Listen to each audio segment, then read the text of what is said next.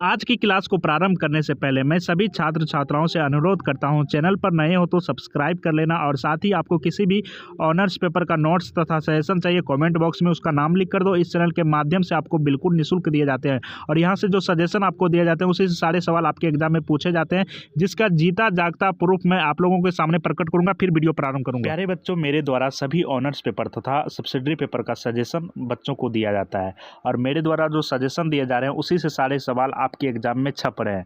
तो विद्यार्थियों का यहाँ पर देख सकते हो कमेंट किस प्रकार आया हुआ है। इस तरह के कमेंटों की संख्या 100-200 में नहीं, हज़ारों में है बच्चों। यहाँ पर देख सकते हो साफ साफ किस तरह का फीडबैक आया हुआ है बच्चों का।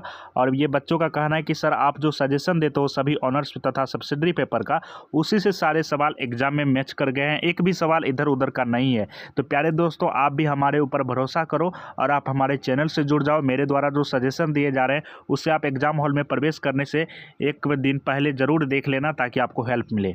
बीए लास्ट ईयर या बीए फाइनल ईयर या बीए थर्ड ईयर वाले बच्चे कृपया ध्यान दें। आज हम लोग पढ़ने जा रहे हैं हिस्ट्री ऑनर्स, बोले तो इतिहास ऑनर्स पेपर 8 के top 10 important question.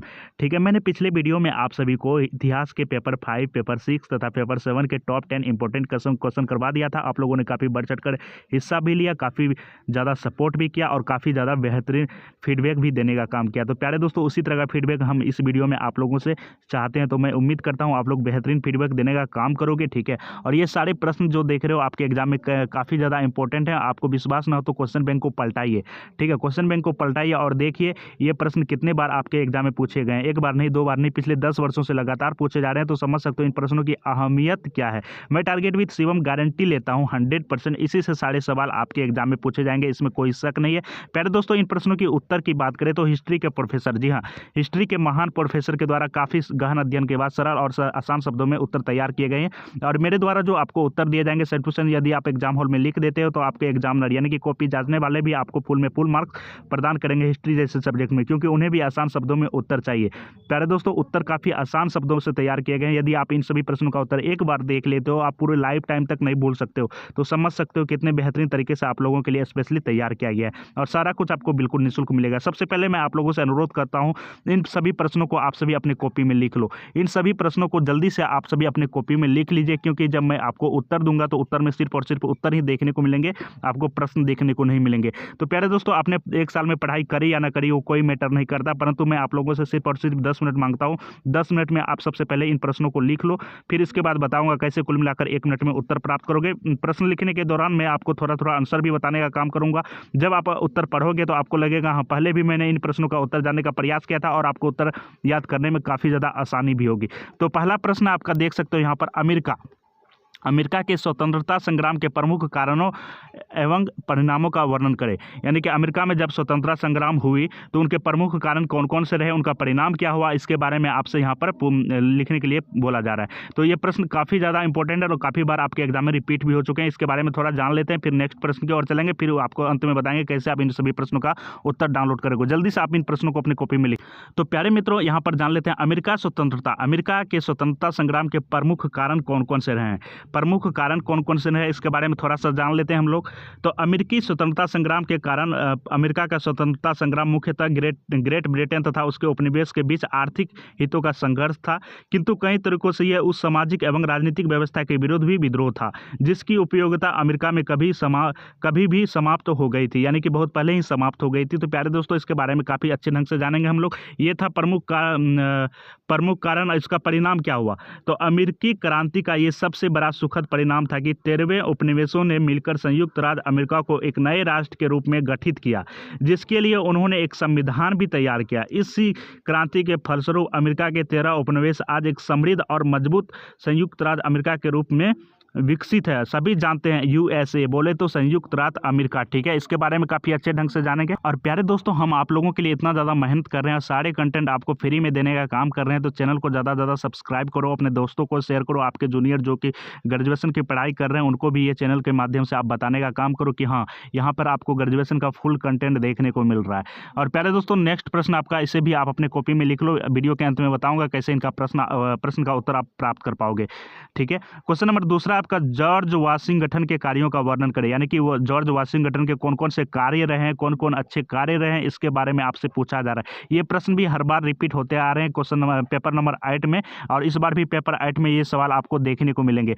George Washington के कार्यों का वर्णन करें। ओके, तो प्यारे दोस्तों थोड़ा शॉर्ट में जान लेते हैं जॉर्ज वाशिंगटन कौन थे, ये राष्ट्रपति अमेरिका का कब बने। तो 30 अप्रैल 1789 के दिन न्यूयॉर्क के फेडरल हॉल में 57 वर्षीय जॉर्ज वाशिंगटन को अमेरिका का पहला राष्ट्रपति निर्विरोध चुना गया था। इसके विरोध में कोई नहीं खड़ा हुआ। उस समय अमेरिकी संघीय राजधानी जो है थी वो न्यूयॉर्क थी, यानी कि उस समय अमेरिकी की जो राजधानी थी वो न्यूयॉर्क थी। बतौर राष्ट्रपति उन्होंने 2 कार्यकाल पूरे किए। दूसरे कार्यकाल की शपथ उन्होंने 4 मार्च 1793 को फिलाडेल्फिया में ली थी। तो इसके बारे में जान लेते हैं। जॉर्ज वाशिंगटन ने ब्रिटिश सैन्य में सेवा की और अमेरिकी क्रांति के दौरान औपनिवेशिक सेना के कमांडर इन चीफ बने। ठीक है, वाशिंगटन को अमेरिका के पहले राष्ट्रपति के रूप में चुना गया था। अमेरिका का पहला राष्ट्रपति कौन था, तो जॉर्ज वाशिंगटन। आपसे ये सवाल एसएससी रेलवे में भी पूछा जा सकता है कि अमेरिका का प्रथम राष्ट्रपति कौन था, तो जॉर्ज वाशिंगटन। ठीक है, इसके बाद संयुक्त राज्य अमेरिका के निर्माण में अभिन्न था उनका, यानी कि बहुत सारा योगदान था अमेरिका के निर्माण में। ठीक है, क्वेश्चन नंबर यहाँ पर तीसरा देखिए, आप सभी जल्दी से लिख लीजिए इन प्रश्नों को भी। अमेरिका में हुए गृह युद्ध के कारणों का वर्णन करें। अमेरिका में जब गृह युद्ध चल रहा था उनके कौन कौन से कारण थे, इसके बारे में आपसे पूछा जा रहा है। प्यारे दोस्तों, यदि आप ये वीडियो को शुरू से लेकर अंत तक देख लेते हो तो अमेरिका के बारे में आप अच्छे ढंग से सभी जानकारी प्राप्त कर लोगे।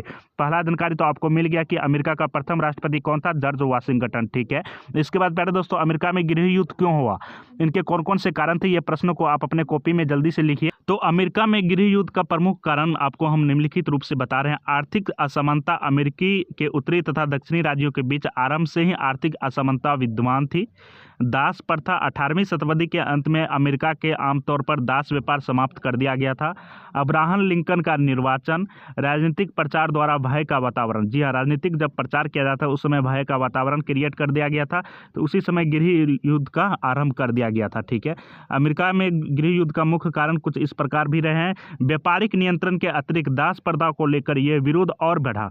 एंड्रयू जैक्सन के समय दास प्रथा के विरोध में ही किया गया उत्तरी राज्यों में प्रदर्शन और दक्षिणी राज्यों में इसको कायम रखने का प्रयास गृह युद्ध का दूसरा मूल कारण हुआ। दक्षिणी कहने लगे कि टैक्स मॉस पर अधिकार और मेक्सिको को युद्ध करना अनिवार्य है। तो प्यारे दोस्तों, कहीं ना कहीं दास प्रथा जो है मुख्य रूप से अमेरिका में गृह युद्ध का मुख्य कारण है। अमेरिका में गृह युद्ध जब हुआ तो उसका मुख्य कारण क्या है, दास प्रथा। ठीक है, और कहीं ना कहीं रंगभेद भी था, काले और गोरे। ठीक है, काले और गोरे का रंगभेद भी अमेरिका में काफ़ी जोर शोर से चल रहा था। इसके बारे में भी काफ़ी विस्तार से हम लोग स्टेप बाय स्टेप जानने का काम करेंगे। क्वेश्चन नंबर 4 देखिए, अब्राहम लिंकन के जीवन और चरित्र की उपलब्धियों के बारे में बताना है। अब्राहम लिंकन का जीवन किस प्रकार रहा, जीवनी किस प्रकार रही, उनका चरित्र कैसा था, उनकी उपलब्धियां कौन कौन सी रही हैं, इसके बारे में आपसे पूछा जा रहा है। अब्राहम लिंकन का नाम आप में से सभी ने सुना होगा, परंतु इनके जीवनी के बारे में, चरित्र के बारे में, इनकी उपलब्धियों के बारे में नहीं जानने का प्रयास किया, और आपके पेपर 8 में ये सवाल पूछे जा रहे हैं हर वर्ष, इस बार भी अवश्य पूछे जाएंगे। तो जल्दी से लिखिए, अब्राहम लिंकन। जी हाँ, अब्राहम लिंकन का जन्म एक गरीब अश्वेत परिवार में हुआ। ठीक है, अब्राहम लिंकन साहब का जन्म जो है एक गरीब अश्वेत परिवार में हुआ था। वे प्रथम रिपब्लिकन थे जो अमेरिका के राष्ट्रपति बने। ओके, उससे पहले वे एक वकील थे, यानी कि राष्ट्रपति बनने से पहले अब्राहम लिंकन एक वकील थे। एलियंस स्टेट के विधायक legislator, America house of representatives के सदस्य थे। वे 2 बार सीनेट चुनाव में असफल भी हुए। ठीक है, वे 2 बार असफल भी हुए, परंतु असफलता से उन्होंने हार नहीं माना और जिसके वजह से वो जो है राष्ट्रपति बने। तो प्यारे दोस्तों, इसके बारे में थोड़ा सा हम जानते हैं। और प्यारे दोस्तों, एक गरीब परिवार से था, परंतु ये फेमस कैसे हुआ, तो आज ही यानी कि 1809 ईस्वी में अमेरिका के पूर्व राष्ट्रपति अब्राहम लिंकन का जन्म हुआ था। अब्राहम लिंकन का जन्म कब हुआ था, 1809 ईस्वी में। वो अमेरिका के 16वें राष्ट्रपति थे। ठीक है, और रिपब्लिकन पार्टी से वो बिलोंग्स करते थे। उन्होंने दास प्रथा को खत्म कर दिया और अमेरिकी गृह युद्ध से निजात दिलाने का श्रेय जाता है। जब अमेरिका में गृह युद्ध हो रहा था दास प्रथा के वजह से, तो उन्होंने क्या किया था, अब्राहम लिंकन ने दास प्रथा को पूर्ण रूप से खत्म कर दिया और अमेरिका में जो गृह युद्ध चल रहा था उससे उनको निजात दिलाया, और इस वजह से अब्राहम लिंकन जो है काफ़ी ज़्यादा फेमस हुए और वो 16वें राष्ट्रपति हुए अमेरिका के। इनका जन्म जो है 1809 ईस्वी में हुआ था। ठीक है, और एक गरीब घर में, एक अश्वेत परिवार में। ठीक है प्यारे दोस्तों, उम्मीद करता हूं आपने क्वेश्चन नंबर 5 को भी लिख लिया होगा। 1918 ईस्वी से लेकर 1933 ईस्वी तक अमेरिकी पृथकवाद यानी कि अलगाववाद, पृथक मतलब अलगाववाद, ठीक है, तथा अंतर्राष्ट्रीय के मुख्य बिंदुओं को आपको स्पष्ट करना है। तो इसके बारे में काफ़ी अच्छे ढंग से हम लोग समझने का काम करेंगे, जानने का काम करेंगे। नेक्स्ट प्रश्न आप सब यहाँ पर देख, तो उम्मीद करता हूँ इन प्रश्नों को भी आप अपने कॉपी में लिख लिए होंगे। अब नेक्स्ट प्रश्न आपका, पॉपुलिस्ट आंदोलन के स्वरूप और महत्व पर प्रकाश डाले। पॉपुलिस्ट आंदोलन जब हुआ उनका स्वरूप किस प्रकार था, उनका महत्व क्या क्या था, इसके बारे में आपसे लिखने के लिए कहा जा रहा है। तो इनके बारे में थोड़ा सा जान लेते हैं, क्योंकि ये प्रश्न काफ़ी ज़्यादा इंपॉर्टेंट है आपके। तो प्यारे दोस्तों, हम लोग जान लेते हैं पॉपुलिस्ट आंदोलन है क्या। तो मुख्य फसलों के उत्पादन में वृद्धि होने के कारण कृषि उत्पादित वस्तुओं का भाव गिर गया। कीमतें गिरने से किसान की स्थिति बिगड़ रही थी, वो कर्ज में डूब रहे थे। सरकार की कुछ आर्थिक नीति उन्हें अपने प्रति नहीं दिख रही थी। पुलिस आंदोलन कृषि को द्वारा अपने हित की रक्षा के लिए चलाया गया आंदोलन था। अमेरिका राजनीति में भी अनेक विरोधी दलों का प्रादुर्भाव हुआ, जिनका नेतृत्व किसानों ने किया। फलस्वरूप देश में एक व्यापक आंदोलन शुरू हुआ तथा 1896 ईस्वी के चुनाव में असंतुष्ट वर्ग ने जमकर प्रशासन का विरोध किया। तो प्यारे दोस्तों, इसके बारे में काफ़ी अच्छे ढंग से जानने का काम करेंगे। क्वेश्चन नंबर 7 जल्दी से अपने कॉपी में लिखिए। राष्ट्रपति रूजवेल्ट की उपलब्धियों का परीक्षण करें। राष्ट्रपति रूजवेल्ट की कौन कौन सी उपलब्धि रही हैं, इसके बारे में आपको बताना है। ये प्रश्न काफ़ी ज़्यादा इंपॉर्टेंट है, आपके एग्जाम में पूछा जाएंगे। ठीक है, तो राष्ट्रपति रूजवेल्ट कौन थे, इनकी उपलब्धियां कौन कौन सी रही हैं, इसके बारे में थोड़ा सा। अमेरिका के प्रथम राष्ट्रपति कौन थे, तो जॉर्ज वाशिंगटन। 16वें राष्ट्रपति कौन थे, अब्राहम लिंकन। और बात कर ले 32वें राष्ट्रपति कौन थे, तो यहाँ पर देख सकते हैं आप सभी, राष्ट्रपति रूजवेल्ट। राष्ट्रपति रूजवेल्ट का पूरा नाम था Franklin Delano Roosevelt. Franklin Delano Roosevelt, जी हाँ दोस्तों, ये अमेरिका के 32वें राष्ट्रपति रहे थे। वे द्वितीय विश्व युद्ध तथा वैश्विक आर्थिक मंदी के दौरान 20वीं सदी के सबसे महत्वपूर्ण व्यक्तियों में से थे, इसलिए इनके बारे में आपसे पूछा जा रहा है। राष्ट्रपति पद के लिए वे 4 बार चुने गए थे। 1933 से लेकर 1945 तक इस पर बने रहे राष्ट्रपति पद पर। वे अमेरिका के पहले राष्ट्रपति थे जिन्होंने 2 बार से ज़्यादा इस पद की शोभा बढ़ाई। तो नेक्स्ट प्रश्न आप सभी यहाँ पर देख रहे हैं, क्वेश्चन नंबर 8वां है कि 1898 ईस्वी के स्पेनी युद्ध के कारण और परिणाम बतावे। 1898 ईस्वी में जो है स्पेनी युद्ध लड़ी गई थी, इनके कौन कौन से कारण हुए और ये इस युद्ध को लड़ने के बाद को आखिरकार कौन सा परिणाम निकल के आया, तो इसके बारे में आपको बताना है। जल्दी से इन प्रश्नों को आप अपने कॉपी में लिखिए। ठीक है, तो प्यारे दोस्तों, सबसे पहले हम लोग जान लेते हैं कि 1 मई 1898 को मनीला खाड़ी का युद्ध हुआ था, जिसमें कोमोडोर जॉर्ज डेवी के नेतृत्व वाली अमेरिका नौसेना ने स्पेनिश नौसैनिकों को बुरी तरह से हराया और फिलीपींस को अपने नियंत्रण में ले लिया। युद्ध में लड़ने के लिए सैनिकों को लाने के लिए संयुक्त राज्य अमेरिका की आवश्यकता थी। स्वयंसेवकों के एक समूह में कॉबॉय, रैंकर और बाहरी लोग भी शामिल हुए थे, इसके बारे में हम लोग जानेंगे। तो नेक्स्ट प्रश्न आप सभी यहाँ पर देखिए। 1920 ईस्वी से लेकर 1930 ईस्वी के बीच, 1933 ईस्वी के मध्य अमेरिकी अंतर्राष्ट्रीय आंतरिक समस्याओं का वर्णन करें। 1920 ईस्वी से लेकर 1933 ईस्वी के मध्य अमेरिकी आंतरिक समस्या का वर्णन करें। अमेरिका के अंदर जो आंतरिक समस्याएं हो रही थी, इसके बारे में आपसे पूछा जा रहा है कब से कब तक, यानी कि 1920 से लेकर 1933 के बीच आंतरिक समस्या जो भी हुई, अमेरिका को आंतरिक समस्या से किस प्रकार सामना करना पड़ा, इसके बारे में आपसे पूछा जा रहा है। ठीक है, इसके बाद को प्यारे दोस्तों, थियोडोर रूजवेल्ट की गृह नीति का वर्णन करें।